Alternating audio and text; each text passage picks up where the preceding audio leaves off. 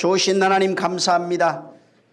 이 시간 우리를 불러주셔서 또 하나님 앞에 예배하게 하셨사오니 예배드리지는 이 시간이 헛된 시간 되지 않도록 역사하여 주시옵소서. 또 비록 참석하지 못하고 멀리서 예배할지라도 하나님 아버지여 그곳에 내가 어디에나 같이 있느니라 하신 그 말씀처럼 하나님께서 함께 하셔서 말씀하시는 이의 역사와 능력을 경험하게 도와 주시옵소서. 말씀이 살아있다 하셨사오니 살아계신 그 말씀이 영혼들을 깨우며 혼과 영과 관절과 골수를 찔러 쪼개기까지 할 수 있는 이러한 역사가 충만한 시간이 되어지게 하여 주시옵소서. 심히 부족한 자를 세워주셨사오니 입술을 사용해 주시고 선포되는 나팔이 되어질 때마다 정말 하나님이 함께 하시고 역사하시는 신의 권세와 능력을 보게 도와 주시옵소서. 우리 하나님이 함께 하시고 복 주시길 원하며 예수 이름으로 축복하고 기도했습니다. 아멘. 자, 오늘도 또 같이 봅니다. 마태복음 5장 14절에서 16절입니다. 마태복음 5장 14절에서 16절. 자, 같이 읽습니다. 시작. 너희는 세상에 있는 동네가 숨기지 못할 것이요 사람이 등불을 켜서 말 아래 두지 아니하고 등경 위에 두나니 이러므로 집안 모든 사람에게 비치느니라. 이와 같이 너희 빛을 사람 앞에 비치게 하여 저희로 너희 착한 행실을 보고 하늘에 계신 너희 아버지께 영광을 돌리게 하라. 아멘. 지난 시간에 소금에 대해서 제가 말씀을 드렸습니다. 이 소금과 빛은 주님이 직접 말씀하신 것이고, 지난번에도 제가 말씀드린 것처럼 팔복을 말씀하신 이후에 팔복이 된 자가 팔복을 받은 자들입니다. 사실은 팔복을 받은 자들이 소금과 빛이다 이렇게 말씀하고 계신 겁니다. 그래서 팔복을 모르면은 사실은 신약 성경을 모르는 것과 똑같습니다. 그래서 이 팔복을 받은 자가 너희가 바로 소금이다, 빛이다 이렇게 말씀하는 겁니다. 사람들은 자꾸 소금이 되라, 소금 되기 위해서 노력해야 되고 빛의 삶을 살기 위해서 노력해야 되고 힘을 써야 된다 이렇게 말합니다. 사실은 그 말은 아닙니다. 뭐 온전히 틀렸다 이렇게 말하기는 어렵지만은 주님께서 말씀하시는 여기에 이 의미는 그런 의미가 아닙니다. 바로 팔복을 받은 너희가 너희가 그것을 받아서 하나 되면은 네가 이미 소금이다, 네가 이미 빛이다 이렇게 말씀하는 겁니다. 그래서 진짜 말씀을 받아서 이 팔복을 받은 자가 지금 주님이 하늘 문을 처음 열었어요. 이 팔복의 마태복음 5장 1절에 보면은 처음 하늘 문을 열고 하늘에 있는 것을 열어서 이것을 나눠주시면서 이것을 받은 자는 이미 너희가 소금이다 빛이다 말하는 겁니다. 그래서 진짜 내가 하나님의 언약, 이 하나님의 언약이 내 안에 소금이 되었다면, 내 안에 이것이 하나님의 언약을 받은 정말 그 언약을 소금이라고 그랬죠. 소금 언약이에요. 성경은 소금을 하나님의 언약이라고 말합니다. 그래서 지난번에 제가 말씀을 드렸지만 모든 재물에 거기 반드시 모든이라고 하는 단어가 같이 들어가 있어요. 콜이라고 그러는데 이 모든 재물 안에 소금을 치게 되어 있어요. 소금을 치지 않은 그 재물은 재물의 역할을 할 수가 없어요. 하나님이 받지 않습니다. 그래서 모든 재물에는 드려지는 거기에는 소금을 치라 이렇게 되어 있습니다. 그래서 뭐 양이든 염소든 상관없어요. 수양이든 뭐 수염소든 혹은 소든 반드시 소금을 치게 되어 있어요. 이것을 성경 전체는 소금 언약이라 이렇게 말합니다. 그래서 이 지금 팔복을 주시면서 이게 바로 너희에게 주는 소금 언약이야 이 얘기를 하고 있는 겁니다. 그래서 이 소금 언약을 받은 사람, 예수 그리스도로 말미암아 지금 소금 언약을 받은 이 사람은 내가 소금 언약을 가지고 있다고 하는 사실을 내가 깨닫고 내가 그것을 자각한 이후에 내가 정말 하나님의 언약을 가진 사람이구나, 내가 하나님의 언약을 네가 소금 언약이 너희 안에 있다라고 하는 그 선포, 또 내가 그것을 가지고 있다고 하는 사실을 알았다면은 물론 즐겁습니다. 굉장히 기쁜 일이에요. 근데 문제가 있어요. 기뻐하고 즐거워할 수만 있는 것이 아닙니다. 정말 행복하고 즐겁고 기쁜 일이 맞지만은 그곳으로 끝이 난다면은 그는 거기에서 머무르고 마는 것입니다. 만약에 진짜 내가 소금 언약을 가지고 있다면 이제부터는 여기 지금 왜 소금 언약을 먼저 얘기하고 빛을 말씀하시냐면은 소금 언약을 가진 네가 이제부터는 빛의 삶을 살아야 된다 하는 것을 말하고 있는 겁니다. 그래서 여기에 나오는 이 빛은 두 가지 의미를 가지고 있어요. 지금 소금 언약이 있네. 무엇을 듣고 교회 예배 와서 잠깐 참석을 해서 즐거웠다고 하는 그 얘기를 말하는 것이 아닙니다. 잠시 뭘 하나 더 깨달았어요. 그 얘기를 말하는 것이 아니라 소금 언약을 가지고 있는 네가 소금이라고 말하는 겁니다. 다시 말하면 네가 언약을 소유한 자, 언약이 된 자를 말합니다. 그래서 언약이 되었을 때, 언약이 된 그 사람이 이제부터는 빛의 역할, 빛이라고 하는 그 소금, 언약에 대한 빛이 그에게서 나타나야 된다는 겁니다. 그래서 교회라고 하는 공동체에 들어와 있어도 혹은 가정이라고 하는 개인적 영역에 들어가 있어도 거기에서 빛의 역할을 해야 된다는 겁니다. 빛은 역할적인 얘기를 하고 있는 거예요. 소금은 언약을 말하는데 언약을 가졌다면 네가 빛이 되어야 된다. 빛의 역할을 해야 된다는 겁니다. 그 빛의 역할이 뭐냐면 세상 사람들에게 좋은 걸 비춰주고 좋은 모습을 보여주자 하는 그 얘기가 아닙니다. 실질적인 내용은 뭐냐면은 하나님과 우리 사이에 화목해 하는 것이 빛이에요. 하나님과 사람 사이에, 교회에서, 가정에서, 직장에서, 일터에서 바로 화목해 하는 것입니다. 그게 빛입니다.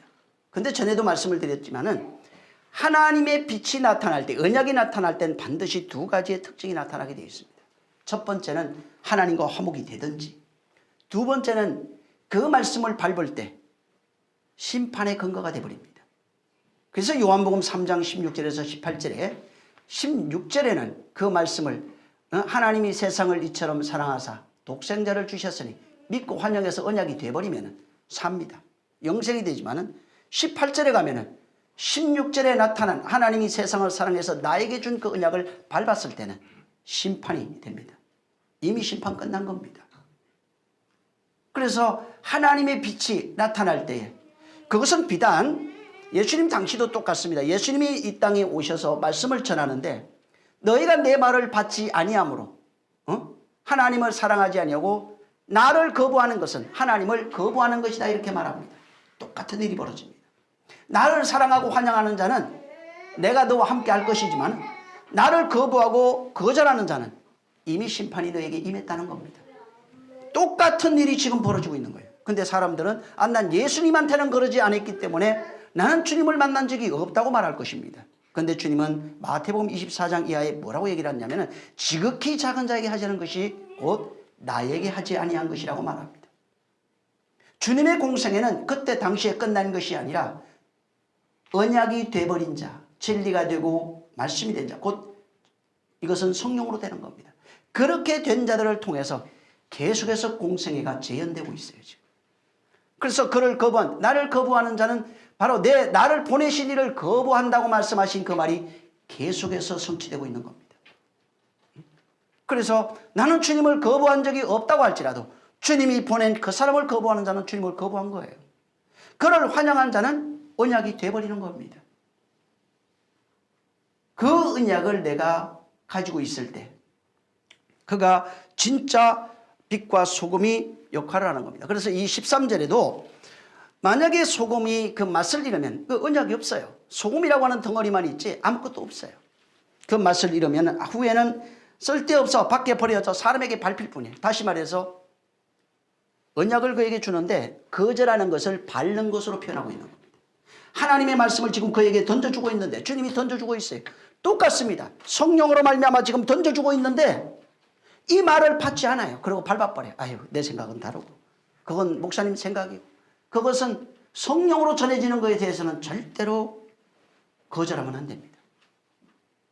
성령으로 전달되는 것에 대해서는 곧 나를 거절하고 무시하고 밟는 것이고 제한하는 겁니다. 그래서 소금 자체를 버린다는 의미가 아니라 실상은 원어적으로 보면은 네가 밟고 있다고 말하고 있어요. 소금 언약, 하나님으로 말미암아 하나님께서 선지자나 아들로 말씀한 그 언약이 소금 언약이에요. 지금은 진리입니다. 이것을 밟는 자에 대해서는 환영하는 자는 빛이 되고 밟는 자는 심판의 근거가 되는 겁니다. 그래서 이전에도 봤지만 누가복음 한 군데 보세요. 똑같은 말을 소금 언약을 여기 다시 올 거니까 두시고 누가복음 9장을 보세요. 누가복음 9장 50절 한번 읽어보세요. 같은 말을 지금 하고 있는 거예요.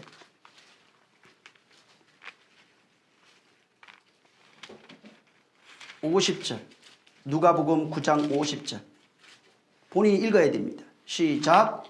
예수께서 가라사대 금하지 말라. 너희를 반대하지 않는 자는 너희를 위하는 자니라 하시니라. 미안해. 이게 아니에요. 마가복음 죄송해요. 내가 착각을 했어. 마가복음 9장 50절.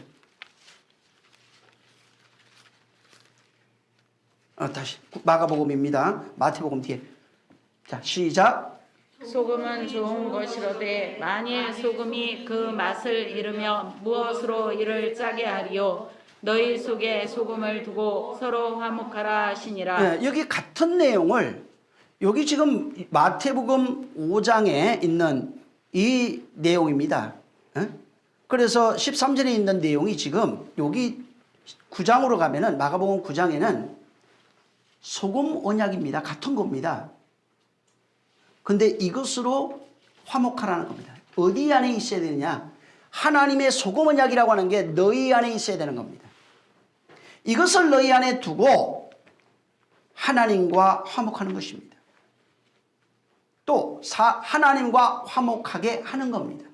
내가 하나님과 화목해야 되고 받아서 내가 화목하게 되면 그 언약을 다른 사람에게 전달해서 그도 하나님과 화목하게 하는 것을 말합니다.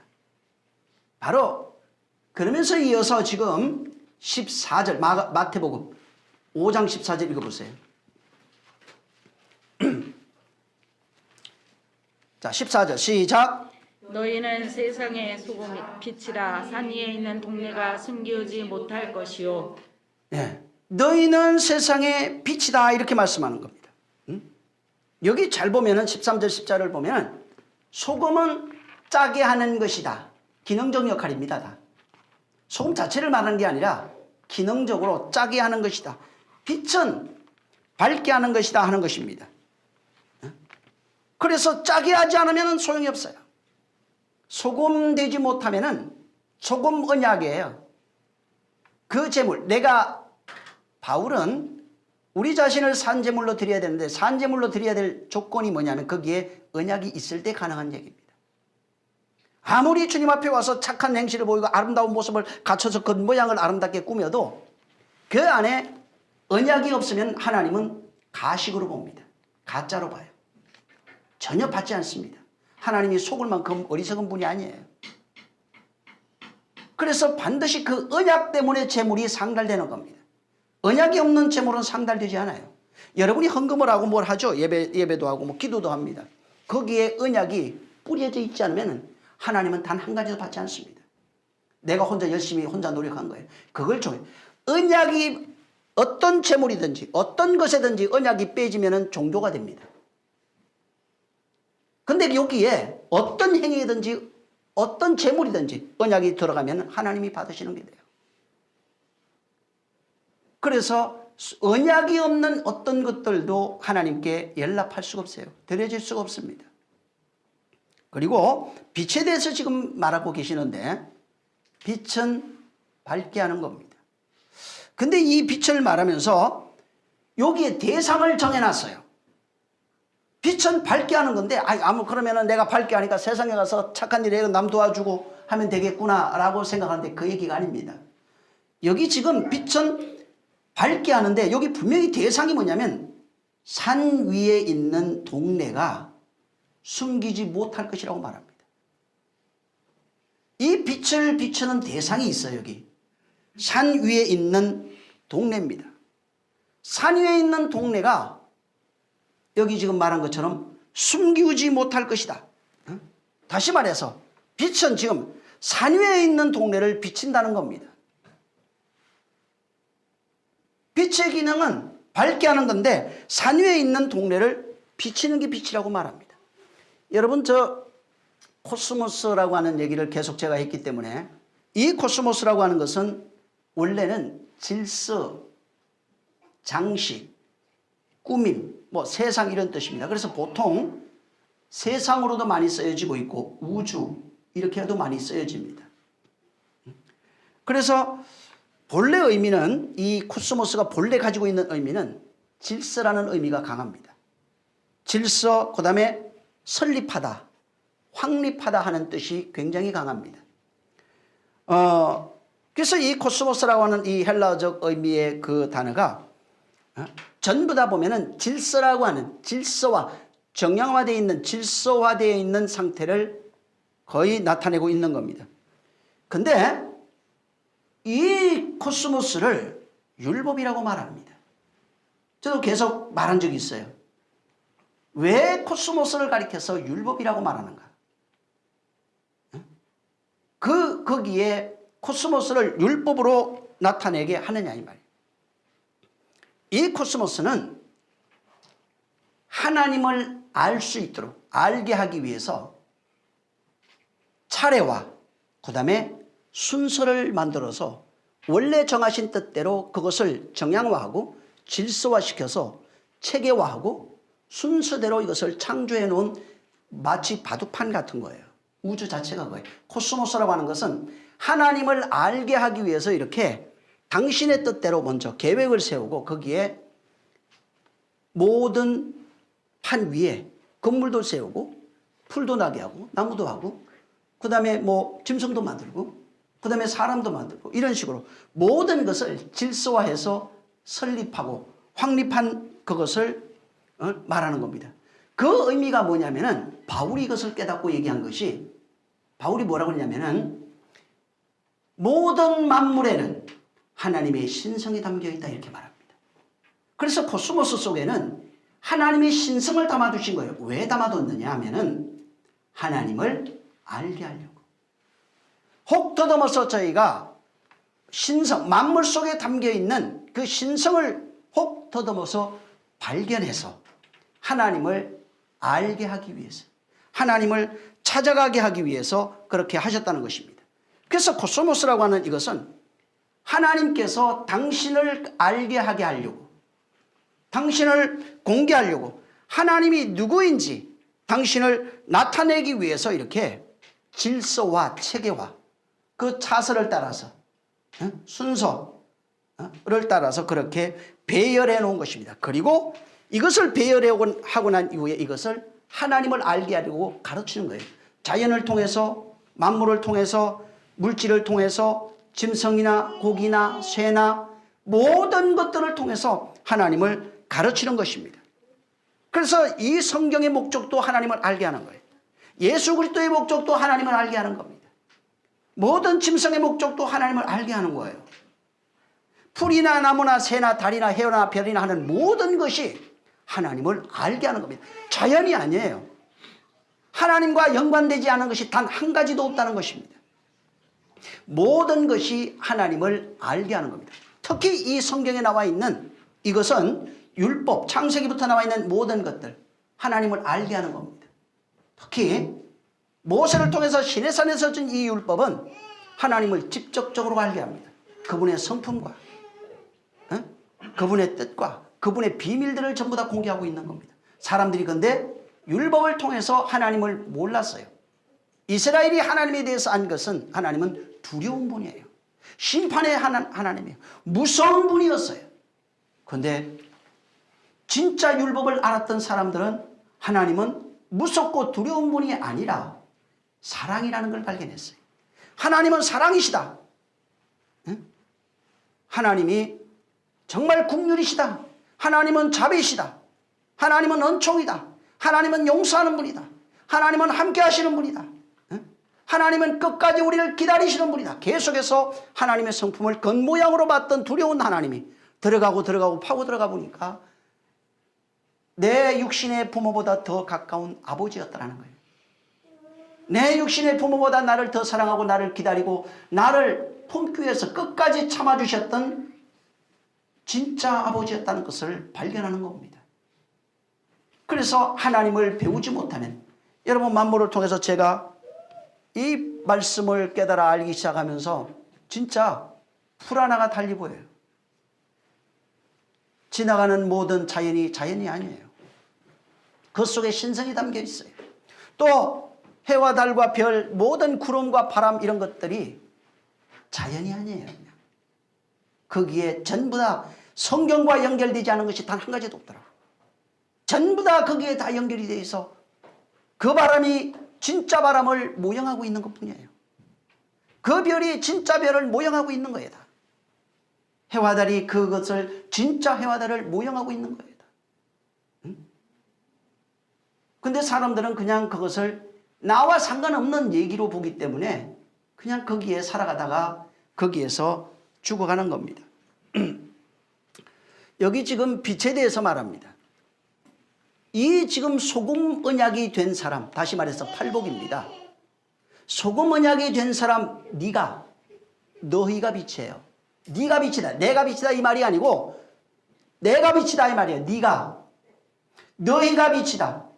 사람들은 훌륭한 사람, 예수님에 대해서는 빛이라고 생각합니다. 근데 여기는 지금 그 얘기를 말하는 게 아니라 네가 빛이다 이렇게 말합니다. 다른 사람도 아닌 이 말씀을 듣는 네가 빛이다 이렇게 말씀하고 있는 거예요. 그리고 구체적으로 빛이 된 사람, 네가 빛이다. 네가 세상의 빛이다 이렇게 말씀하시고 너로 인해서 산 위에 있는 동네가 숨기지 못할 것이라고 말합니다. 근데 이 헬라어 원문에는 이 산 위에 있는 동네라고 하는 것은 그냥 폴리스 에파노 호로스라고 되어 있는데 이 단어는 몰라도 돼요. 이 단어를 풀어보면 폴리스는 잘 알죠. 도시입니다. 성읍이에요. 이 폴리스로 되어 있는 이게 그냥 성읍이에요. 산 위에 있는 이 동네라고 우리는 번역이 되어 있지만은 여기는 도시 성읍이라는 뜻이고 에파노라고 하는 단위는 무엇 위에, 무엇 위에라고 하는 전치사로 쓰여집니다. 그 다음에 호로스는 산이라는 뜻입니다. 도시 성읍 위에 있는 그 산 위에 있는 도시와 성읍이란 뜻으로 되어 있어요. 여러분 이 산에 대해서 좀 알아야 되는데 성경에 산이 엄청나게 많이 나옵니다. 세상에서도 산에 대해서 굉장한 신성을 부여합니다. 기독교를 떠나도 다른 종교, 여타 종교나 혹은 전통적으로 내려오는 그런 샤머니즘 문화에서도 산이 상징하고 있는 것은 굉장히 신령한 곳입니다. 그래서 산은 정령들이 사는 곳, 기독교 밖에서도 정령들이 사는 곳 혹은 신성이 깃들어 있는 곳, 산이 험악하고 높을수록 그런 경향이 상당히 강합니다. 그래서 산에다가 굉장히 높은 산이나 이런 혹은 유명한 산, 아주 험악한 이런 산에다가 신전을 짓습니다. 그래서 신전들이 가보면 전부 다 험악한 곳이에요. 건접할 수 없는, 인간이 감히 건접할 수 없는 그런 곳에 신전을 짓습니다. 티베트 같은 데 가보면 그 산에, 여러분 티베트 같은 데 많이 봤을 거예요.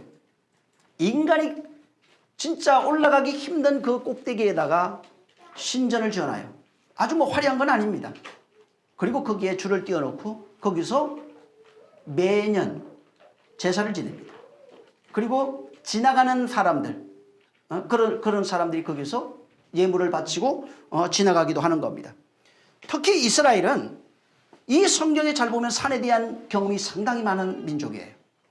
이스라엘 같은 경우는 산을 굉장히 중요시합니다. 왜 그러냐면 산에 하나님이 임재하는 것을 많이 봤어요. 특히 시내산에는 하나님의 임재가 확실하게 있었고 그것을 조상들이 대대로 전했어요. 지금도 그 시내산, 여러분 그 이집트가 아니에요. 이집트가 아니고 사우디아라비아입니다. 지금은. 사우디아라비아에 시내산이 있어요. 그리고 거기는 지금은 군대가 지키고 있어요. 아무도 접근하지 못하도록. 그리고 그 꼭대기에는 실질적으로 성경에 기록된 것처럼 하나님의 신성이 나타나서 다 타버렸어요. 아무것도 없어요. 바위밖에 없어요. 검은 산. 그래서 그 시내산이나 이런 곳, 굉장히 높은 이런 산은 굉장히 신성시합니다. 그래서 성경에는 3대 산이 나와요. 첫 번째 시내산. 두 번째가 이 여러분이 읽었던 마태복음 5장에 나오는 산상수훈을 선포하신 산입니다. 1절부터 나옵니다. 세 번째 산이 베드로, 야고보, 요한을 데리고 올라갔던 변화산 산입니다. 거기서는 어떻게 율법이 완성되어지는지를 거기서 말해줍니다. 하나님의 비밀을 거기서 말해주는 겁니다. 그래서 이스라엘 사람들은 산에 대한 개념이 굉장히 큽니다. 방주 같은 경우에도 산에 머물러요. 아라랏 산에 머물릅니다. 그 방주는 성전입니다. 그 산에 아라랏 산에 머물러요. 아브라함이 자기 아들 이삭을 드리려 할 때도 어디로 가냐면 모리아 산으로 갑니다. 지금은 예루살렘이에요. 그 산에 가서 거기서 신을 만납니다. 그래서 산이라고 하는 것은 특징이 신을 만나는 장소예요. 신을 만나서 신과 교통하고 신에게 신의 뜻을 받는 장소로 그렇게 여겨집니다.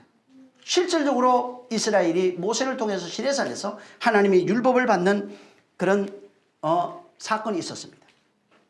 그리고 이스라엘은 성전을 세운 이후로도 마찬가지지만 어려운 일이 있을 때, 힘든 일이 있을 때, 고난이 닥치고 어려움이 닥치고 환난이 닥치고 또 하나님을 떠나 멀리 있을 때 항상 어디를 바라보냐면 여호와의 산을 바라봤다고 성경이 기록합니다. 어디를 바라? 여호와가 계시는 그 산을 향해서 기도했어요. 이것이 솔로몬 시대에 와서는 여호와가 계시는 그 성전의 산입니다. 모리아 산이에요. 성전산이라고 그러는데 그 산에 산을 향하여 전부 다 기도하기 시작합니다. 그래서 솔로몬이 거듭 기도를 합니다. 우리 백성이 멀리 떠나서 가 있을지라도 거기서 어려움을 당해서 거기서 이 성전을 향하여 기도하면은 성전을 바라보고 기도하면은 그의 기도를 들어주시옵소서. 하나님이 그걸 성인했어요. 항상 어떤 어려움과 위경에 있을 때 성전을 바라보면서 거기를 향하여 기도합니다. 그래서 이 성경에 나오는 이 산들은 아주 종교적으로 굉장히 중요한 산이에요. 하나님의 임재가 계시는 신적인 의미가 담겨있는 또 산을 여러 가지 신을 비유해서 설명하는 것들도 굉장히 많이 있습니다. 그리고 실제적으로도 여호와께서 자기 자신을 성전에서 계시합니다. 산에 가서 계시합니다. 성전에서 계시합니다. 율법이 시내산에서 나오고 진리가 산상수훈에서 나오기 시작합니다. 이것을 계시하신 이후에 거기서 내가 너를 만나겠다는 겁니다. 그래서 반드시 산에서 만나는 거예요. 여기 산이 그래서 24절에 있는 산은 굉장히 중요한 산입니다. 산에서 만나는 겁니다. 나중에 여러분이 창세기 22장 2절에 한번 찾아보세요. 하나님께서 산에서 너를 만나겠다는 거예요. 이건 아브라함에게 말한 겁니다. 모리아 산에서 만날 것이고 그 다음에 출애굽기 24장 12절에 가면은 모세를 명해서 모세야 바로 이 산으로 올라오라고 그랬어요. 그 산이 바로 율법을 받은 신의 산입니다. 아브라함은 모리아 산으로, 모세는 신의 산으로 올라갑니다. 이사야 2장 3절에도 바로 백성에게 오라 우리가 여호와의 산에 오르자. 그 산에서 여호와를 만납니다. 미가서 4장 2절에도 여호와의 산에 오르자. 시편 121편 1절에도 내가 산을 향해서 눈을 향해 항상 산을 향해서 갑니다. 눈을 거리로, 마음을 거리로, 생각도 거리로. 실질적으로 여호와를 만나기 위해서, 하나님을 만나기 위해서는 산으로 하는 것입니다. 자, 여기 지금 이 산의 의미를 알면은 여기 보세요. 너는 빛이다 이렇게 말합니다. 산은 하나님이 계셔요. 근데 산 위의 동네가 말하는 것이 뭐냐면은 이 산 위에 있는 동네는 예수님 당시에, 예수님이 계신 때입니다. 지금 예수님 당시에 산 위에 있는 동네가 숨기지 못할 것이라고 했는데, 이 산 위는 구약의 율법을 말합니다. 율법으로 정례화되어 있는, 율법으로 말미암아 체계화되어 있는 사람들을 말합니다. 근데 성경에 율법이 나타났을 때 발견되는 것이 하나 있어요. 네가 내 안에 있는 죄악이 먼저 발견됩니다. 그 다음에 내 안에 있는 죄악이 발견되는데, 죄악이라고 하니까 잘못한 거 이런 의미도 있지만은 실제적으로는 선악과 먹고 난 이후에 두 개로 판단하는 거. 이거 옳고 저거 틀리고. 내가 율법이 되어 있는 것을 발견한다 이 말이에요. 그리고 내가 율법이 된 상태, 선악과 먹고 난 상태로부터는 끊임없이 그걸로 정죄합니다. 계속해서 남을 정죄해요. 두 개로. 이건 옳고 저건 틀리고, 저 사람은 틀렸고 이건 맞고. 나를, 원래는 율법은 나를 보라고 준 것이지만은 선악과 먹은 사람, 아직 생명과를 먹지 못한 사람은 남을 볼 수 없어요. 아니, 나를 볼 수 없어요. 남만 보여요. 끊임없이 정죄하고 판단합니다. 그래서 싸움이 일어나요. 다툼이 어디서 일어나요? 마음에서 일어나요. 응? 왜 싸우는 거예요? 내 안에서 일어나요. 판단하니까. 선악과 먹은 사람의 특징이 뭐냐면 두 개로 모아서 옳고 그런 걸로 보는 겁니다. 근데 율법을 받게 되면은 내가 율법과 똑같다는 것을 발견하기 시작해요. 율법의 정죄하는 그 죄악 아래 속해 있는, 선악을 알게 하는 자요, 죄악 아래 속해 있다는 것을 발견하는 것입니다. 그래서 원래 율법을 하나님이 신의 산에서 주셨는데 이거를 자기 욕망으로 해석해버려요. 자기가 원하는 대로 해석해요. 그래서 율법에 대해서 쓰시오 하면은 다 틀려요. 당신이 믿는 예수에 대해서 써보시오 해도 다 틀립니다. 왜? 정답이 없어요. 내가 생각하는 예수야. 내 형편에 내가 지금 이런 상황에서, 죄인의 상태에서 어떤 상황에서 예수는 그런 분이야 말하고 있지, 진짜 그분의 근본을 모릅니다. 율법을 주셔도 율법에 대해서 받은 그 내용, 지식을 말하고 있지, 율법으로 말미암아 자기를 깨달아 아는 자가 사실은 많지 않다는 겁니다. 바로 이 산 위에 있는 동네는 예수님 당시에 율법으로 살아가던 사람들의 세상입니다. 선악의 욕망을 따라 살아가고 있는 인간의 그 욕망을 따라 살아가고 있는 사람들을 말합니다. 율법 아래 살아가고 있는 자들, 율법이 되어 살아가고 있는 자들, 다시 말해서 이방인들은 양심입니다. 양심이 법이 되어 살아가고 있는 그 사람들이 산 위에서 바로 살아가고 있는 자들이에요. 당시 예루살렘에 산 위에 살아가고 있는 자들은 누구냐면 진리를 알지 못하고 율법 아래 속해서 내가 율법이 되어 남을 정죄하고 돌로 칠 줄 알아도 율법이 되어 살아가고 있는 그 사람들을 말하고 있는 겁니다. 예루살렘은 굉장히 중요한 도시예요.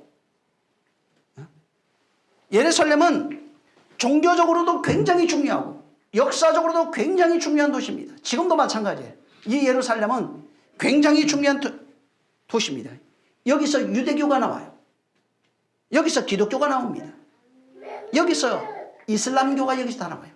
3대 종교의 핵심, 아주 중심이 되는 곳이 이 예루살렘이에요. 이 3대 종교의 수도가 예루살렘입니다. 율법이 딱 내려오니까 어떤 사람은 유대교로 믿어요. 어떤 사람은 이걸 가지고 기독교로 믿어요. 어떤 사람은 이걸 가지고 이슬람으로 바꿔 믿어요. 그럼 법이 틀린 건가? 어찌해서 똑같은 율법이 어떤 이에게는 이슬람이 돼버리고 어떤 이에게는 기독교가 돼버리고 어떤 이에게는 유대교가 되냐? 그게 율법이에요. 당시에는 유대교로 그것이 형성이 되어 있던 거예요. 사람들이 하나님이 주신 율법을 받아서 내가 편한 대로 해석해버린다. 내가 생각하는 대로 이런 거야. 하나님은 이런 분이야 라고 자기가 자기의 가지고 있는 종교성, 역사성, 지식 이런 걸 가지고 하나님을 판단하고 그걸로 분쟁을 시작합니다. 남을 죽이기도 하고 나를 죽이기도 하고 전쟁을 일으키기도 하고 별의별 일들이 여기에서 다 일어나는 겁니다. 그래서 실질적으로 산 위에 있는 동네는 예루살렘을 말하고 있고 이 예루살렘은 종교의 성지입니다. 모든 종교의 성지예요. 실제적으로도 당시 예루살렘 그 도시는 사해 알죠? 사해는 지구에서 가장 낮은 곳입니다. 마이너스 400m예요. 예루살렘은 800m입니다. 최고 높은 산 위에 있는 도시는 예루살렘이에요. 근데 거기를 꼭 집어서 얘기해 준 거예요. 그건 산 자체를 의미하는 게 아니에요. 산이 돼 있는 너 자신을 얘기하기도 합니다. 율법으로 정례화되어 있는 너, 율법이 되어 있는 너, 양심으로 살아가고 있는 너, 내 생각으로 끊임없이 살아가면서 하나님을 대적하고 있는 너, 당신은 유대법, 율법을 가지고 유대법으로 살아가고 있는 산 위에 세워져 있는 이 예루살렘의 도시가, 도시 자체를 말하는 게 아닙니다. 사람들입니다. 전부 다.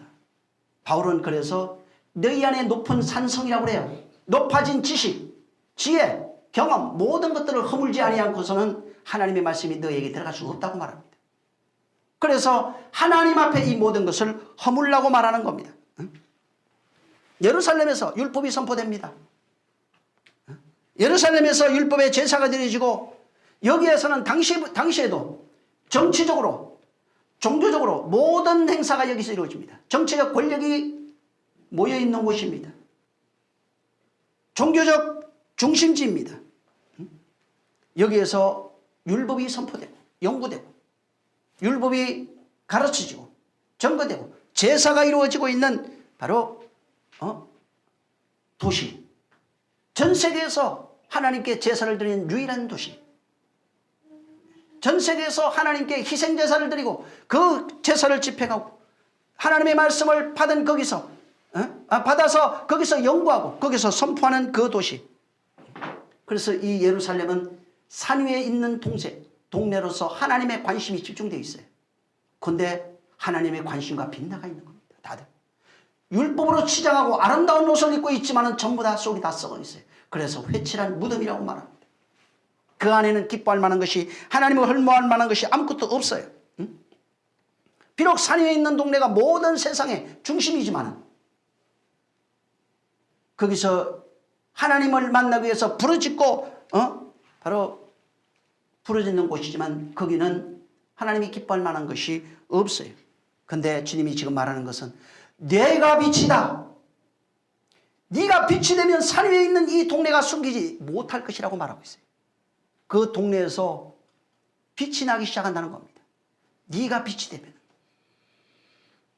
되면 산 위에 있는 동네가 숨기지 못할 것이다. 다시 말해서 예루살렘이, 네가 빛이 되면 너로 인해서 예루살렘이 빛나기 시작한다는 것입니다. 여기는 도시라고는 의미도 있고 율법을 가진 자라고 하는 의미도 있고 성전되어지는 성전 안에 예배드리는 그들에게라고 하는 의미도 다 있어요. 진짜 빛이 된 사람은 예루살렘에서 빛나기 시작합니다. 산 위에서 진짜로 시온이 이루어지기 시작해요.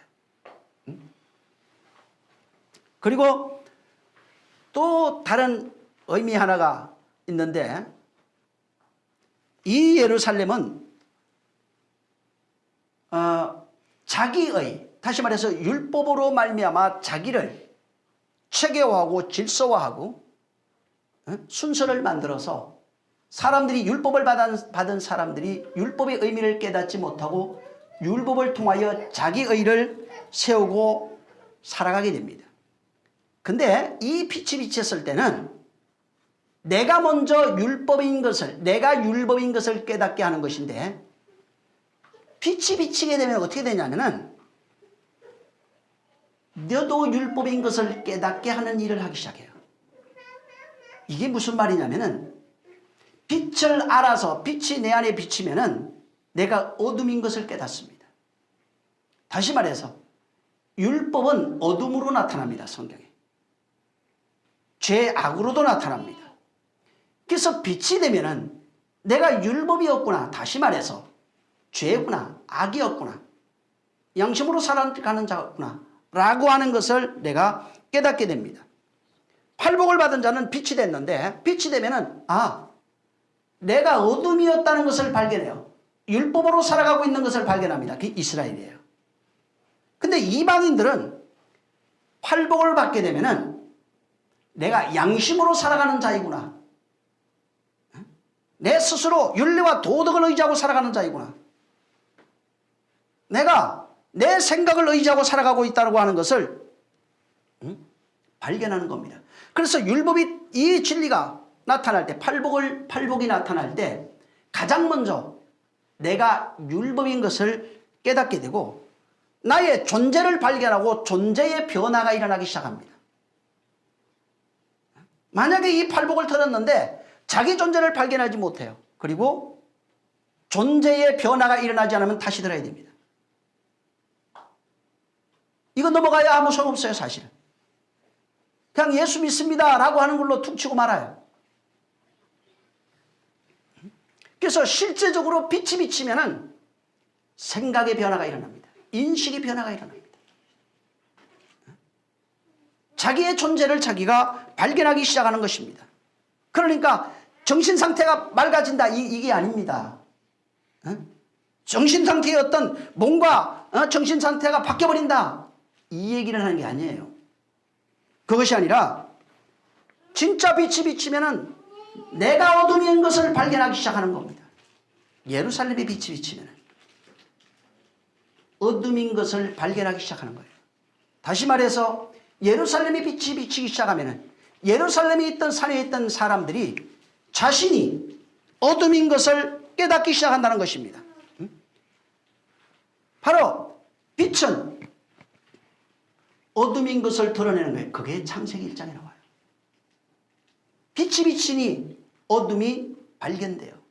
빛이 비쳐서 그래서 어둠을 밤이라 하고 빛이 비치는 것을 낮이라 합니다. 빛의 특성이 뭐냐면 어둠인 것을 발견하는 겁니다. 만약에 빛이 없으면 어둠인 걸 모릅니다. 어둠에 살고 있기 때문에 모르는 거예요. 맹인들은 하나도 불편하지 않습니다.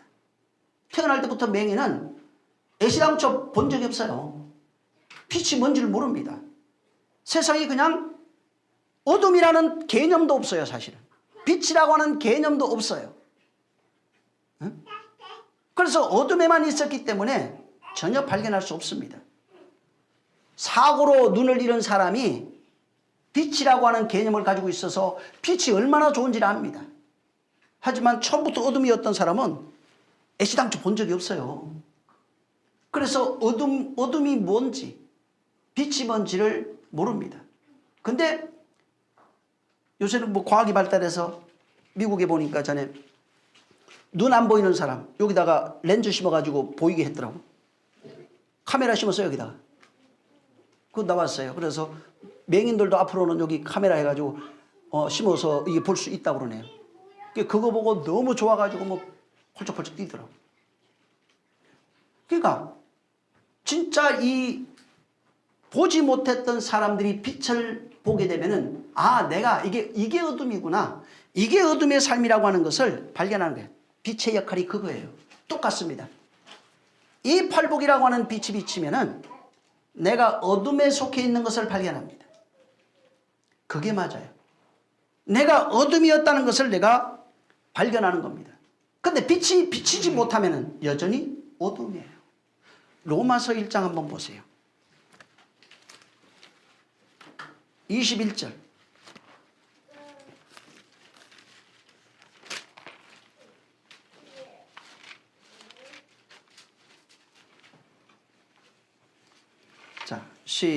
자, 21절입니다. 시작. 하나님을 알되 하나님으로 영화롭게도 아니하며 감사치도 아니하고 오히려 그 생각이 허망하여지며 미련한 마음이 어두워졌나니. 창세로부터 그의 보이지 아니하는 것들 곧 그 영원하신 능력과 신성이 그 만드신 만물에 분명히 보여 알게 되느니 그러므로 저희가 핑계하지 못할지니라. 하나님을 알되 이제 이런 것들을 통해 하나님을 알아야 되는데 계속해서 하나님을 알지 못해요. 그러면서 이제 얘기하는 게 하나님을 알지 못하는 이유를 여기에서 말하고 있어요. 모르니까 하나님을 영화롭게 하지도 않아요. 사실은 하나님이라는 단어를 쓰지 않았다고 해서 하나님을 모르는 게 아니에요. 여호와라고 하는 이름은 모세를 통해서 처음으로 공개되기 시작합니다. 그러니까 이게 하나님은 이미 그 마음을 다 알고 있어요. 신성 속에 그것을 담아놓고 신성을 발견한 사람들을 통해서 하나님을 찾아가게 해놓은 겁니다. 근데 하나님을 알지 못하는 그런 신성들을 다 만들어 놓고 실질적으로 율법을 직접적으로 줬는데도 하나님을 모르는 이유가 뭐냐? 여기에 저들의 생각이 허망해요. 생각이 허망하고 미련해서 뭐가 어두워졌어요? 이 눈이 아니라 마음의 눈이 어두워진 겁니다. 하나님을 발견할 수 있는 것이 마음인데 마음이 완악해요. 마음이 악해요. 하나님 말씀을 받을 생각도 없어요. 그래서 마음이 어두워져서 하나님을 알지 못하는 것입니다. 에베소서 4장 18절 한 군데 더 보죠. 에베소서 한 군데 더 보세요. 에베소서 4장 18절. 자, 시작. 저희 총명이 어두워지고 저희 가운데 있는 무지함과 저희 마음이 굳어짐으로 말미암아 하나님의 생명에서 떠나 있도다. 네. 저들이 이방인들과 같이 17절에 보면 마음이 허망한 것을 행함으로 마음이 생각이 없어요. 마음에 하나님을 사모하는 것이 없어요. 하나님을 떠나 있어요. 그러다 보니까 총명이 어두워져 버렸어요. 판단할 능력이 없다는 겁니다. 그리고 그들 가운데 있는 무지함, 하나님에 대해서 무지하다는 겁니다. 무지함과 그들의 마음이 굳어져 마음이 이미 닫혀 있다는 겁니다. 하나님을 발견할 수 있는 능력이 없어요. 그래서 하나님을 전부 다 떠나 있으므로 하나님의 생명에서도 떠나 있어요. 생명 없으면 죽는 겁니다. 육신의 생명은 아무 소용없어요. 영의 생명 없으면 죽는 겁니다. 시편 119편 130절에도 하나님의 말씀을 열면 빛이 빛이요 우둔한 사람들을 깨닫게 합니다. 다시 말해서 하나님이 깨닫게 하는 것이 뭐냐면 하나님의 말씀을 열게 되면 말씀이 열리게 되면 그에게 말씀이 열리게 되면 그 속에 빛이 비친다는 거예요. 빛이 비쳐야 말씀이 열려서 빛이 비쳐야 우둔한 사람들이 지혜로운 사람이 됩니다. 이것을 바울은 고린도전서 12장 4절 이하로 성령에 의해서 성령으로 지혜의 영을 지식의 영을 하면서 계속 말해준 거예요. 세상에 똑똑한 게 아니라 하나님 앞에 똑똑한 사람, 하나님 앞에 미련한 사람, 무둔한 사람이 있다고 말하는 겁니다. 근데 이게 되지 않으면은 요한복음 12장 보세요.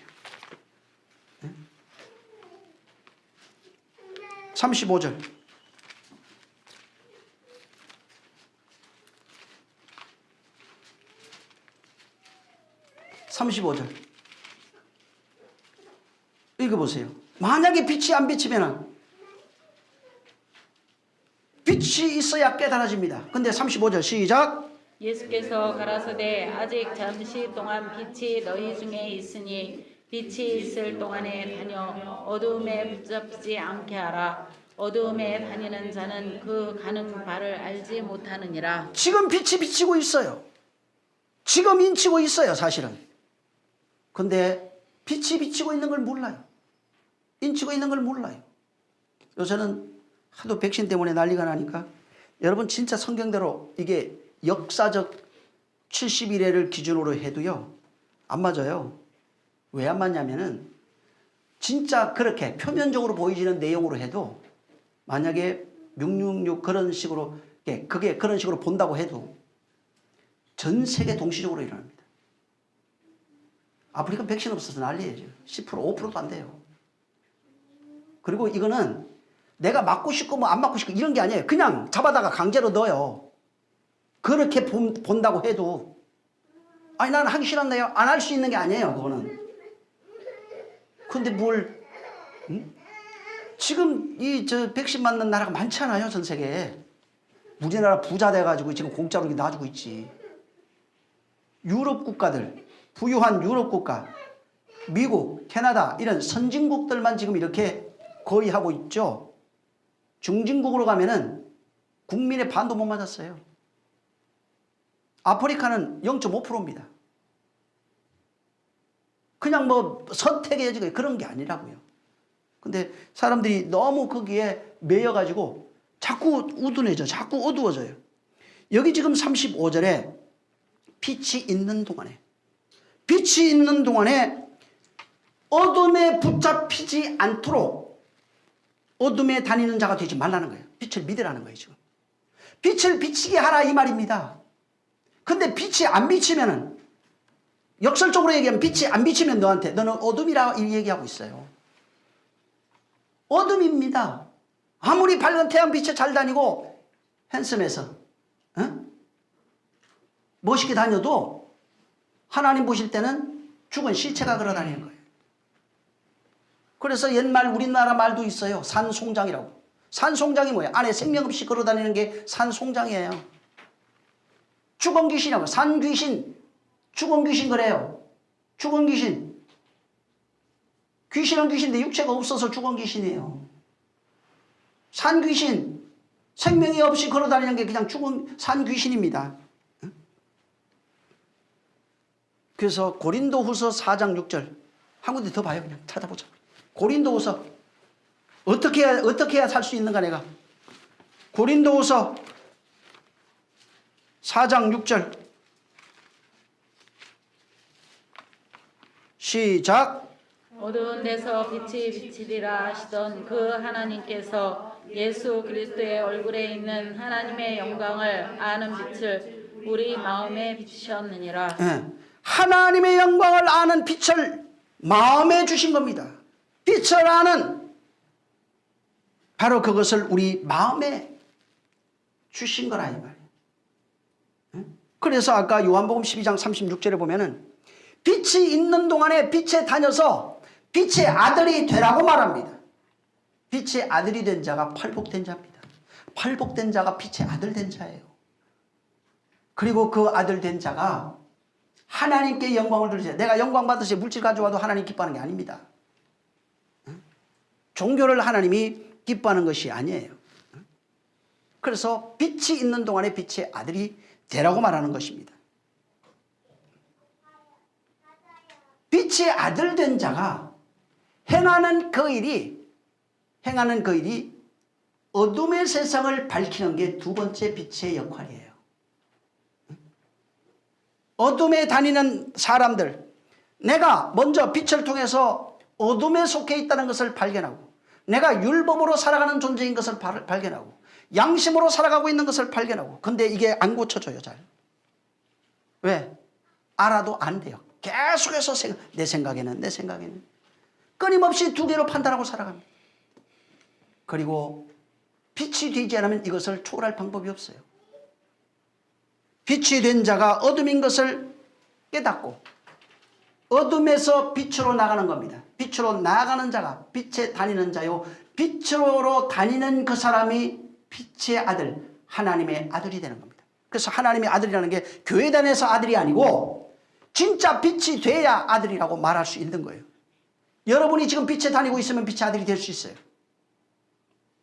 그러나 여전히 내 생각을 쫓아서 그래도 뭐 나중에 하지 이래버리면은 어둠에 다니는 자가 됩니다. 빛을 모르는 자가 됩니다. 어둠의 자식, 율법에 속한 자가 돼버리는 것입니다. 그래서 내가 빛된 자가 산 위에 있는 동네, 거기에서 율법으로 살아가고 있는 그 동네가 산 위에 있는 동네, 다시 말해서 사람들입니다. 율법으로 살아가고 있는 사람들, 율법 아래 속해 있는 사람들, 양심으로 살아가고 있는 사람, 자기 생각으로 살아가고 있는 이 사람들, 내 의가 법이 되어 살아가고 있는 이 사람들에게 빛을 비추는 겁니다. 그 빛은, 그 빛의 내용이 언약의 소금이에요. 그 언약이 그에게 떨어질 때 그들도 바로 내가 율법인 것을 발견하고, 내가 어둠인 것을 발견하고, 내가 사망 아래 있는 것을 발견하고, 그들도 빛으로 살아가는 존재가 되는 것입니다. 그래서 거기에 산 위에 있는 동네는 불신의 세상, 몸 밖에 있는 이 세상을 말하는 게 아닙니다. 사실은 이거하고는 전혀 상관없어요. 산 위에 있는 동네는 산 위에 받은 율법으로 살아가고 있는 존재를 말합니다. 전부 다. 산 위에 하나님의 법, 율법으로 살아가고 있는 존재들, 양심으로 살아가고 있는 그 존재들, 종교화되어 살아가고 있는 그 존재들, 지금도 교회 안에 산 위에 있는 자가 많아요. 왜? 자기가 법이 돼 있어요. 누구 말도 안 듣습니다. 사실은. 양심이 법이 되어 있어요. 그러면은 바로 거기에서 그 아래서 죽는 겁니다. 율법 아래서 죽는 겁니다. 코스모스 세상에서 죽는 겁니다. 너희가 빛과 소금 되라는 것은 영향력 미치라는 얘기가 아닙니다. 그렇게 살고 있는 자를 알았어. 그럼 내가 가서 영향력을 좀 미쳐야지. 응? 내가 세상을 한번 바꾸는 자가 돼야지. 그러면은 해방신학 돼요. 세상 개혁자가 됩니다. 종교개혁자가 되는 거예요. 다시 말해서 빛이 비치면은 내가 나라고 하는 혼입니다. 혼. 혼이 율법이었구나. 혼이 죄악이구나. 혼이 바로 종교였다는 사실을 발견하는 거예요. 이게 폭로돼요. 빛이 들어오면은 나 자신이 폭로되는 겁니다. 내 혼이 폭로되는 거예요. 내 혼이 율법 아래 살고 있는 것, 내 혼이 양심으로 살아가고 있는 것, 내 혼이 세상 따라 살아가고 있는 것이 전부 다 폭로되고 어디에게 폭로됩니까? 하나님 앞에 폭로됩니다. 그 빛이 들어오면 나를 폭로하고 내 존재의 근본을 전부 다 드러냅니다. 하나님 앞에 완전히 까발려져 버리는 거예요. 세상이 아닙니다. 하나님 앞에 나의 존재가 완전히 공개돼 버립니다. 빛이 들어왔을 때만 가능한 일이에요.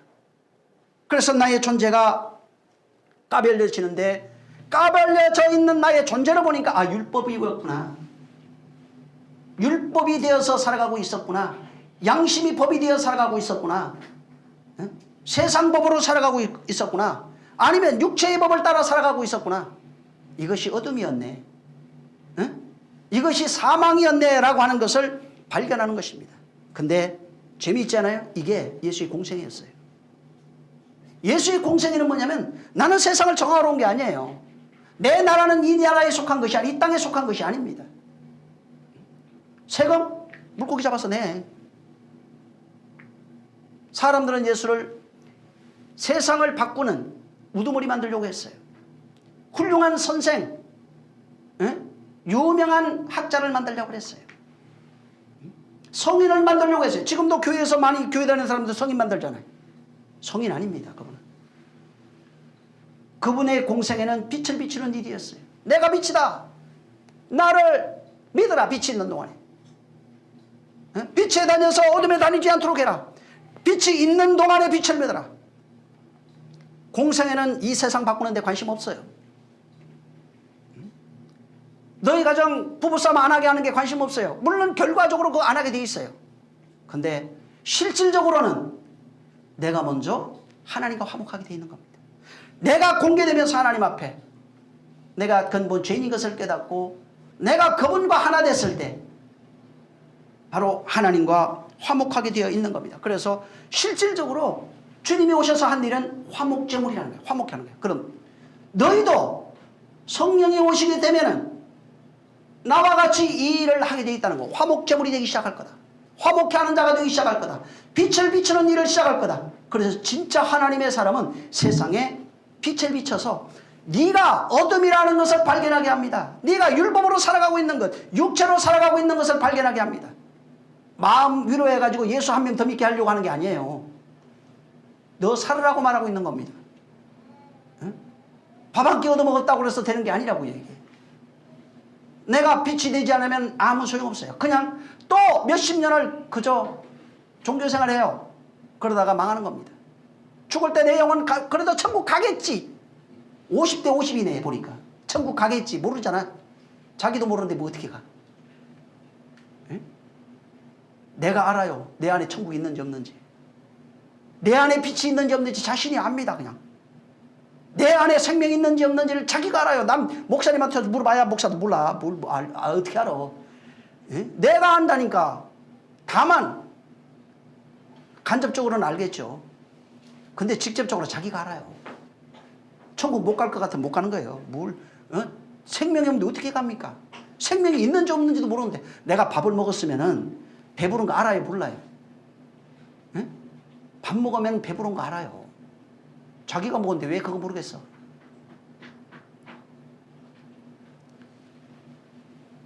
그래서 진짜는 내가 빛이 들어오게 되면 어떤 일이 일어나냐면 빛을 비춰요. 빛을 비추다 그 속에 네가 율법이야. 율법 아래 살아가고 있는 거야. 그거 진리 아니야. 이게 발견되기 시작해요. 이것이 막 드러나기 시작합니다. 나로 인해서 막 드러납니다. 에베소서 5장 오늘 이거 다 먹다.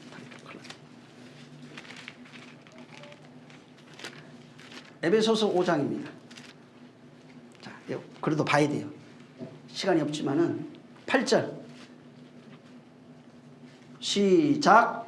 너희가 전에는 어두움이더니 이제는 주 안에서 빛이라. 빛의 자녀들처럼 행하라. 네. 전에는 어둠이야. 뭐 때문에 알았느냐 이거를. 빛 때문에 어둠인 것을 알았다는 것입니다. 빛으로 인해서 빛이 들어옴으로써 내가 어둠인 것을 알았어요. 어디에 들어왔느냐? 아까 계속 읽었죠? 마음에 빛이 비치기 시작합니다. 고린도후서 4장 4절에는 세상 신이 마음에 이 빛이 비치지 못하게 하고 있다는 거예요. 그 빛이 무엇인지를 거기 정확하게 써놨는데 그리스도의 영광이라 이렇게 말해놨어요. 진리입니다. 그래서 이 빛이 전에는 어둠이었는데 이제는 주 안에서 빛이라. 빛의 자녀들처럼 행하라. 아름다운 모습 포장하라 이런 게 아닙니다. 빛이 들어와서 어둠인 것을 발견하고 율법으로 살아가고 있던 나를 발견하고 이제는 내가 빛이 되어 살아가고 있는 언약 안에 살아가고 있는 그 삶을 말합니다. 그래서 내가 어둠인 것을 하나하나 발견하면서 빛이 들어오면 내 안에 어둠인 것을 발견해요. 율법 아래에 속해 있는 걸 발견해. 이걸 하나하나 제거하기 시작하는 일을 계속해 나가기 시작해. 죽을 때까지. 그러면서 이 빛을 나와 같은 빛이 들어와서 그런 일이 일어났기 때문에 나도 다른 사람에게 이 빛을 줌으로써 이 사람도 그런 나와 같은 일을 행하게 만들어낸다 이 말이에요. 이게 전도입니다. 예수 믿으세요가 아니고 물론 그것도 필요해요. 진짜 빛을 비치면 산 위에 있는 동네가 다 드러나게 돼요. 그거 하라는 게 전도예요. 산 위에 있는 동네를 까발려버리는 거. 네가 어둠 아래에 있는 거야. 네가 율법이야 그게. 그게 어둠이야. 그게 사망이야. 진짜 그 일을 하기 시작하는 겁니다. 그래서 내가 빛이 들어오지 않으면 산 위에 있는 동네에 빛을 비출 수가 없는 거예요. 그러니까 산 위의 동네니까 전부 다 가서 산에 가서 외쳐야 됩니다. 예수 믿으세요. 또 보니까 땅 밟게 한다고 어디 절 앞에 가가지고 빙글빙글 돌기나 하고 하나님 하나도 안 기뻐합니다. 진리 모르니까 그래요. 땅 밟기라니까 그 땅 밟는다고. 그 땅이 아니에요. 마음이에요. 이게 마음 땅을 얘기하고 있어요. 율법 아래에 속해 있는 사망 아래에 있는 그 땅을 밟아버리라고 말하고 있는데 남아 땅 가서 아무리 밟아보세요. 어떤 사람은 또 땅 밟게 가지고 그 땅 밟으면 하나님이 준다고. 내가 원하는 땅 돈도 하나도 없는 게 그냥 가가지고 막 밟긴 하는데 물론 필요하면 주시죠. 얼마나 안쓰럽겠어. 제가 안 줬다가는 저거 또 시험 들어가고 그나마 있던 믿음도 다 떨어질 것 같으니까 주긴 주는데 온전한 건 아닙니다. 불쌍하지. 한 군데 더 볼게요. 베드로전서 2장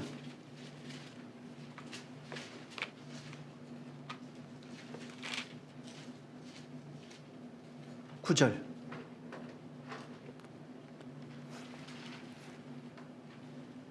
시작. 오직 너희는 택하신 족속이요 왕같은 제사장들이요 거룩한 나라요 그의 소유된 백성이니 이는 너희를 어두운 데서 불러내어 그의 기이한 빛에 들어가게 하신 자의 아름다운 덕을 선전하게 하려 하심이라. 여기 잘 보세요. 여기 빛이 비쳐서 빛의 아들 된 자입니다. 이 빛의 아들 된 자에 대해서 말해주고 있는데 빛의 아들 된 자가 어떤 자였냐면 근본 어둠에서 불러내서 원래 어둠이었어요. 어둠에서 불러내서 빛에 들어가 있는 사람을 말합니다. 이것을 아름다운 덕이라 이렇게 말했어요. 덕을 쌓는다고 그러잖아요. 아름다운 덕을 쌓는 것이 뭐냐면 어둠에서 기이한 빛에 들어가게 하신 것을 말해요. 진리로 나가게 하는 것을 말해요. 어둠인 것을 발견해야 나가요. 남들 예수 믿으세요가 아니고 교회 나오게 하는 게 아니라 먼저 그 속에 어둠인 것을 발견해서 어둠에서 빛으로 들어가는 삶을 살게 하는 겁니다. 그리고 그도 똑같이 율법 아래에 속해 있는 사람 빛을 전해줘서 그 빛으로 내가 어둠이었네 발견하고 그 빛의 삶을 살아가게 하는 그것이 전도입니다. 근데 여기에 아름다운 빛, 기이한 빛이라고 해요. 기이한 빛에 들어가 있는 자들을 말하고 있어요. 자, 기이한 빛에 들어가게 있는 여러분이 어떤 존재인가? 앞에 말하고 있어요. 너희는 택한 족속이요. 기이한 빛에 들어가 있는 사람을 말하고 있어요. 택한 족속이요. 네가 왕같은 제사장이요. 너는 거룩한 나라요. 하나님의 소유된 백성이에요. 누가 그러냐? 율법 아래 있는 사람이 아닙니다. 빛에 들어가 있는 사람, 빛으로 살아가고 있는 빛의 아들 된 너가 하나님의 소유, 하나님의 백성, 하나님의 왕같은 제사장, 하나님의 택한 족속이에요. 어느 교회 등록해서 되는 게 아니고 빛에 들어가 있는 사람이에요. 지식을 말하는 게 지식, 아니 그럼 공부 잘하는 사람이 해야지. 지식하고는 아무 상관없어요. 그냥 그래서 바울이 로마서 보면 믿음부터 시작하는 거예요. 믿음으로, 은혜는 믿음으로. 에? 믿음으로 말미암아 이제는 그의 공로를 힘입은 자가 거룩하게 되어 이제부터는 빛으로 살아가는 그 삶, 성령에 의해서 빛으로 살아가고 있는 삶, 계속 변화되어져 가는 그 삶을 계속해서 말해주고 있는 겁니다. 에? 그러니까 성령 없으면 아무것도 할 수 없어요. 그래서 예루살렘 떠나지 말라 가지고 신신당부를 하고 지금도 그래서 믿기만 하면 성령 보내줍니다. 사실 안 받아서 그렇지 받을 마음도 없고 응? 다 보내주고 하나님은 거짓말하잖아요. 100%. 제가 서울에 있을 때 옛날에 우리 세지들 참 많이 왔어요. 거의 다 사모하는 사람은 그날 와서 그날 성령 거의 다 받았어요. 왜? 사모하니까, 알려주니까, 알려주고 깨닫고 사모하니까 성령 받는다. 어떤 사람은 성령만 처음 나가고 성령 받은 사람이 태어나면서 말 못했던 사람인데 그 사람 말했어요. 벙어리가. 하나님은 진짜 기이한 빛에 들어가게 하신 그것이 아름다운 덕이에요. 덕을 쌓으라 그러면 그거 하라는 얘기입니다. 응? 교회 다니는 종교생활 하지 말고 진짜 빛의 삶을 사는 겁니다. 내가 빛이 되면요, 이 등경 위를 내가 오늘 시간이 없어 지금 못하는데 여러분 등경 위에 나오죠? 그 밑에 그 보세요. 요 마태복음 5장에 나와요. 동네가 숨기지 못할 것이라고 15절에 가면 등경 위에 나와요. 이게 돼요. 나중에 이게 다음 시간에 궁금해야지. 얘기 답을 안 해줘요. 이 등경이 뭔지 알면은 기가 막혀요. 그 일을 하게 돼 있어요. 주님이 한 마리에 한 툴도 버릴 것이 없어요. 1.1획도 버릴 것이 없어요. 정말 오늘 저 1시간만 하라고 자꾸 압력이 들어와가지고요. 못해요. 다음 시간에 하겠습니다. 다음 시간에 이어서 좀 보충하겠습니다. 하나님, 내가 빛이 되게 하시옵소서. 이 소금과 빛, 소금 빛에 그 담고 있는 그 내용이 언약이에요. 소금이에요. 소금 언약이에요. 그 소금 언약을 신약에 와서 예수 그리스도로 말하고 있는 겁니다. 그걸 좀 더 정확하게 진리, 그분이 한 말, 비유, 이적, 이루신 그런 일들입니다. 이것이 내 안에 그의 진리예요. 그걸 믿고 그것이 내 안에 있는 것입니다. 그러면은 진리된 자가 돼요. 언약된 자입니다. 그가 그 빛이 들어왔을 때 그것이 내 안에 들어오면은 그게 내 안에서 빛을 발하는데 그 내용이 나의 존재를 공개하는 겁니다. 내 존재가 공개되면 이제부터는 빛이 어떠한 것인지를 알기 때문에 그러한 삶을 살아갑니다. 그리고 나와 같은 자에게 빛을 전해줘서 그도 나와 같은 삶을 살게 하는 겁니다. 이 시간 주여, 내가 진짜 빛과 소금 되어질 수 있도록 이 소금의 내용, 빛의 내용을 잘 알아야 됩니다. 이 마태복음 5장부터 이것만 알면은 제가 볼 때는 신앙생활 평생 여러분 절대로 넘어지지 않습니다. 그냥 왔다 갔다 하는 신앙생활을 하지 않습니다. 하나님이 여러분 써도 크게 쓸 거예요. 이를 위해서, 나 자신을 위해서, 그리고 내가 진짜 산 위에 있는 동네를 나로 인해서 숨기지 못하는 일이 있게 해달라고 기도하겠습니다. 하나님 아버지 감사합니다. 진실로 정말 아버지 하나님이여, 빛이 있는 동안에 빛을 믿어야 할 것이고 그 다음에 빛을 믿는 자는 빛에 다녀야 하는 자들이 다녀야겠사오니 이러한 자들이 되어질 수 있도록 우리를 축복하여 주시옵소서. 그러므로서 정말 아버지 하나님이여, 빛이 돼, 네가 빛이라. 네가 빛에 비치고 빛이 된 자는 산 위에 있는 동네 내가 네 앞에서 숨기지 못할 것이라 말씀하신 이것은 주님의 공생이오니 정말 아버지 언약으로 오셔서 그 빛으로 오셔서 빛을 비치시고 빛으로 인도하시는 그분의 공생애가 곧 성령으로 말미암아 우리에게 주어진 공생이오니 이와 같은 그리스도의 공생애를 사는 진실로 당신의 소유된 자, 빛의 아들이 된 자, 택하신 족속이여 거룩한 나라 여왕 같은 제사장이 된 자들이 되어지게 하여 주시옵소서. 오늘도 주님이 함께 하시길 원하며 예수 이름으로 축복하고 기도했습니다. 아멘. 정말 여러분 받는 말씀이 그냥 세상에 있는 얘기들이 아닙니다. 귀하게 알고 정말 이것을 마음에 담아서 먼저 여러분이 바뀌어야 됩니다. 성경에는 이 귀한 것에 대해서 만약에 밟을 자, 그러니까 돼지하고 개라고 표현했는데 토해버리고 버릴 자나 돼지 같은 자 밟아버릴 자에게 주지 말라고 그랬어요. 사실은 그거는 진짜 그들은 너무 귀해서 그런 거예요. 너무 귀한 말씀이에요. 여러분이 받아서 여러분 거 만드세요. 우리 주님이 가르쳐 주신 기도하고 마치겠습니다. 하늘에 계신 우리 아버지여, 이름이 거룩히 여김을 받으시오며 나라에 임하옵시며 뜻이 하늘에서 이룬 것 같이 땅에서도 이루어지리이다.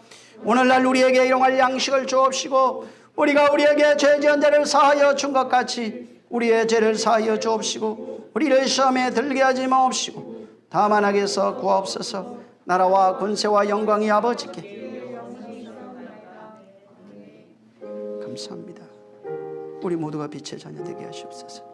성령께서 함께 하시고 빛의 아들들 되게 하여 주시옵소서. 빛을 비추는 자 되게 하시옵소서. 자, 할렐루야. 우리 모든 영광 우리 하나님께 돌립니다. 수고 많이 하셨습니다. 자, 우리 앞뒤 옆에 빛의 아들이 되세요.